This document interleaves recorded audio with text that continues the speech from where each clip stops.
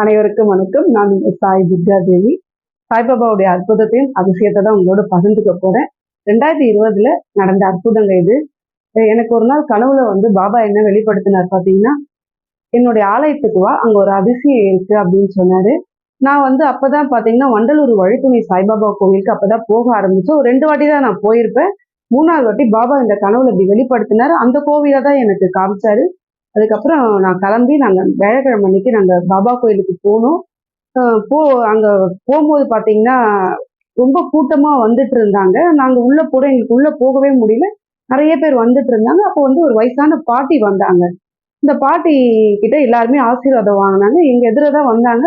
சரி பெரியவங்க தானே அப்படின்னு சொல்லிட்டு நாங்களும் அவங்க கால்ல விழுந்து ஆசீர்வாதம் வாங்கணும். என் பசங்களும் விழுந்து ஆசீர்வாதம் வாங்குனாங்க. என் பசங்கள கிள்ளி அவங்க முத்தம் குடுத்தாங்க. குடுத்துட்டு அவங்க போயிட்டாங்க. நாங்களும் பாபாவ போய் சாமி கும்பிட்டுட்டோம். அப்போ ஆரத்தி ஸ்டார்ட் ஆக போகுதுன்னாங்க.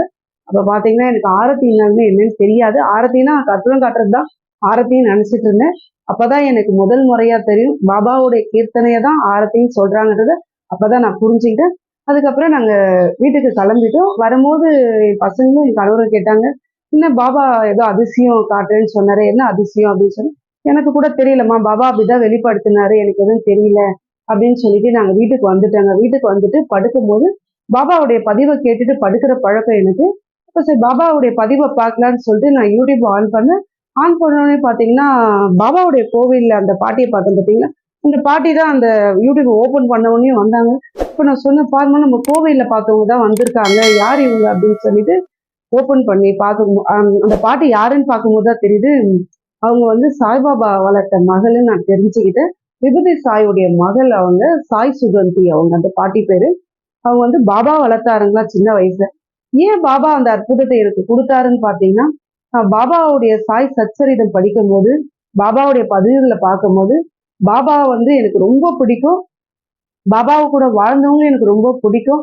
அப்ப நான் ஒரு நாள் பாபா கிட்ட சொன்னேன், "பாபா, உங்க கூட வாழ்ந்தவங்களுடைய சங்கதி இருப்பாங்க. நிச்சயம் அவங்கள நான் பார்க்கணும் பாபா. என்னைக்காச்சும் ஒரு நாள் அவங்கள பார்த்தேன்னா, அவங்க பாதத்த தொட்டு நான் வணங்குவேன் பாபா. அவங்க பாதத்த தொட்டு வணங்குனா, உங்க பாதத்த தொட்டு வணங்குன மாரி இருக்கும் பாபா எனக்கு. எனக்கு எப்போ அவங்களலாம் நான் பார்க்க போறேன்?" அப்படின்னு சொல்லிட்டு நான் பாபா கிட்ட ஒரு வாட்டி நான் கேட்டேன்.